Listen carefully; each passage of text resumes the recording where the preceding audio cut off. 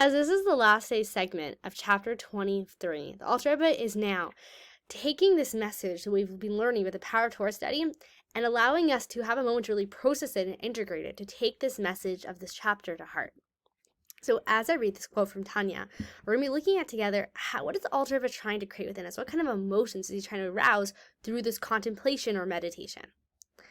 If you are wise, you can make use of this idea to become inspired with a great sense of reverence. Reverence is key in our chapter today, this day's Chitas. As you study Torah, by contemplating how your soul and its garments, which express themselves in your brain and your mouth, have literally merged in total oneness with the divine will, with the blessed infinite light, literally, which is disclosed in your soul and its garments. So here the Alter Rebbe is not teaching us anything new. We already learned that in this chapter.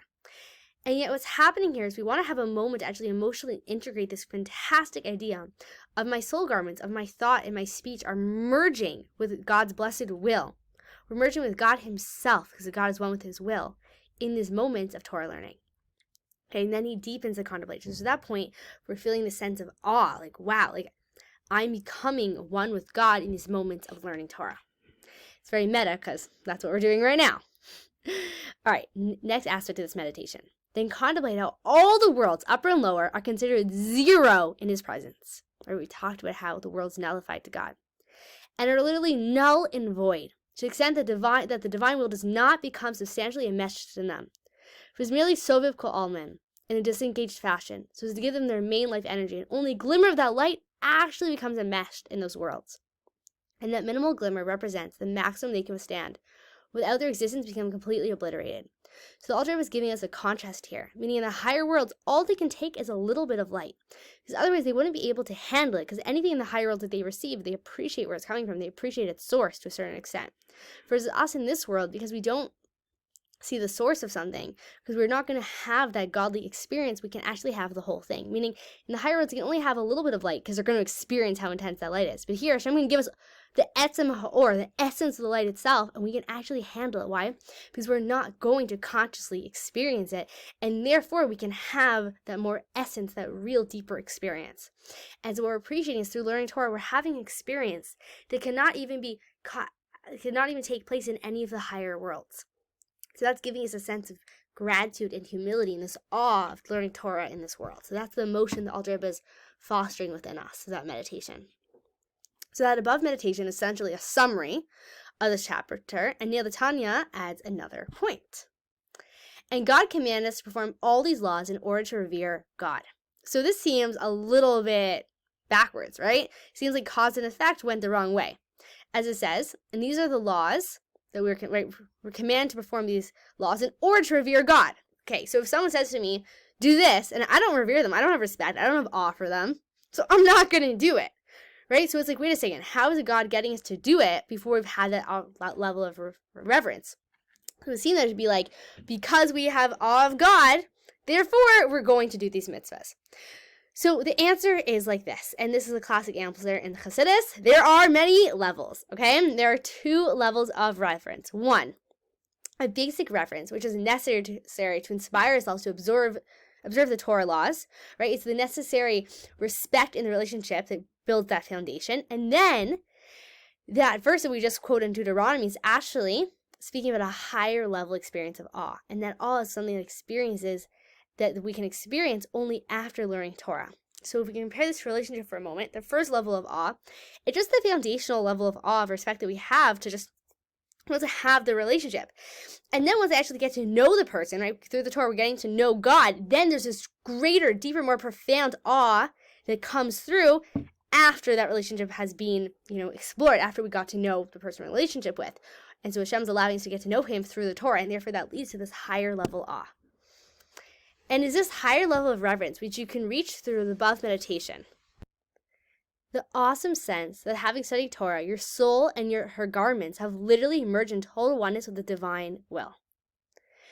Meaning, the contemplation that we learned earlier about how us and our garments, our inner garments of thought and speech of the divine soul, are merging with God in an absolute total unity with no tzimtzum, no Helen the Hester, no Hester Panim of God's face. Absolute splitting of the sea of consciousness is experienced during the time of learning Torah.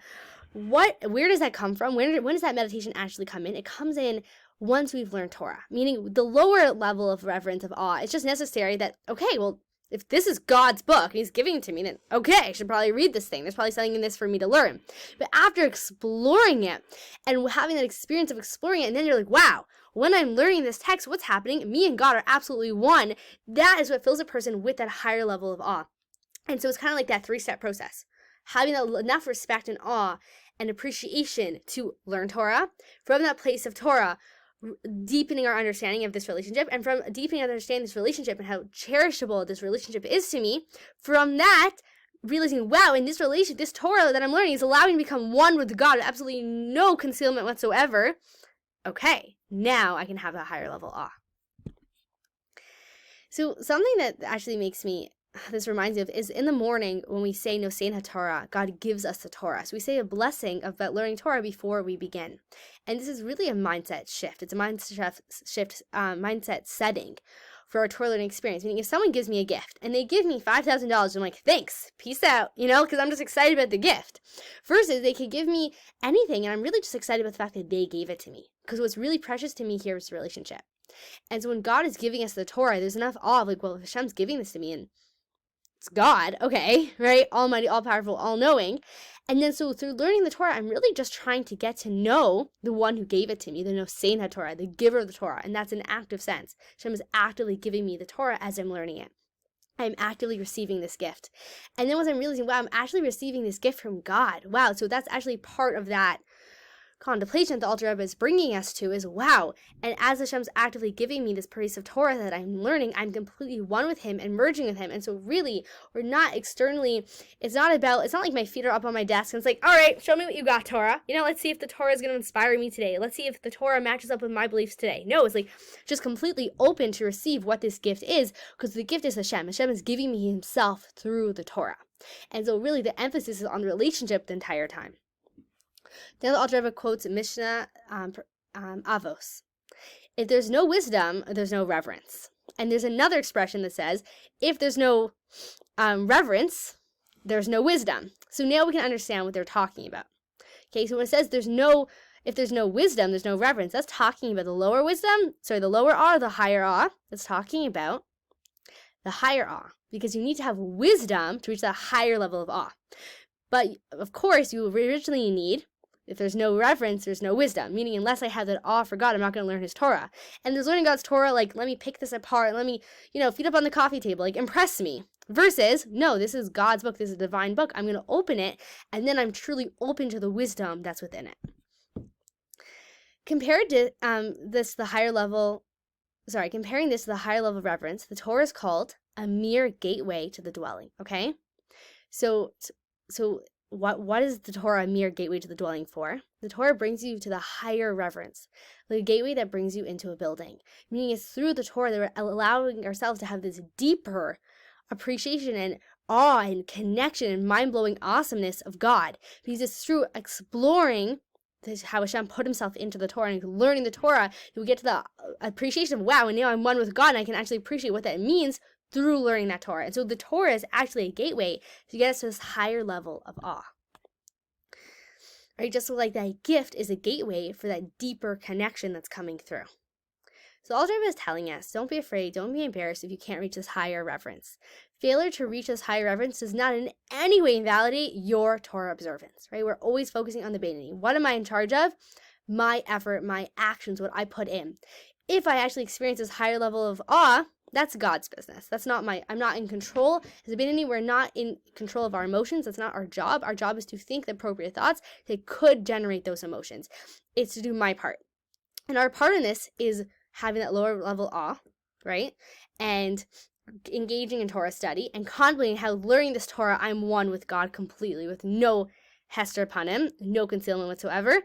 And if that realization leads to an awe, fantastic, right? That is a beautiful, emotional, godly experience in this world. And if not, that's not my job. It's not my job to create that. It's not my job to have the result. My job is the effort. And that is a huge theme throughout Tanya that the Alter Rebbe is comforting us with.